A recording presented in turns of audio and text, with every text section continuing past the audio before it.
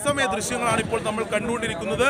രണ്ട് വലിയ ക്രെയിനുകൾ, ആ ക്രെയിനുകളിൽ രണ്ട് വലിയ ഇരുമ്പ് വടങ്ങൾ ഘടിപ്പിച്ചത് ഈ ലോറിയിൽ ഹുക്ക് ചെയ്ത് നിലവിലിപ്പോൾ ഈ കരയിൽ നിന്ന് ഈ പുഴയുടെ അടിത്തട്ടിൽ നിന്ന് ഇത് കരയിലേക്ക് ഉയർത്തുന്ന തത്സം ഇപ്പോൾ നമുക്ക് ആ ലോറിയുടെ മുൻഭാഗവും അതിൻ്റെ മുൻഭാഗവും നമുക്ക് പതിയെ കണ്ടു തുടങ്ങുന്നുണ്ട്. ഇനിയിപ്പോൾ ഉടൻ തന്നെ ലോറി പൂർണ്ണമായും തന്നെ മുകളിലേക്ക് ഉയർത്തിയെടുക്കാൻ സാധിക്കും.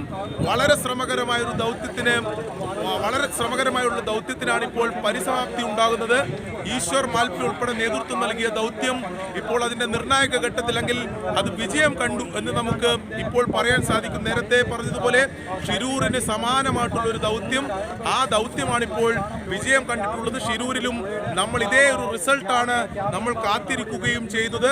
ഷിരൂരിൽ നിന്ന് ഏകദേശം 50 കിലോമീറ്റർ മാത്രം അകലെയുള്ള കാർവാറിലെ ഈ ദേശീയപാതയിൽ പാലം തകർന്നു വീണ് ഈ നദിയിലേക്ക് പതിച്ച ട്രക്കാണിപ്പോൾ ഒരു ദിവസത്തെ, അതായത് ഇന്ന് രാവിലെ മുതൽ തുടങ്ങിയ ശ്രമം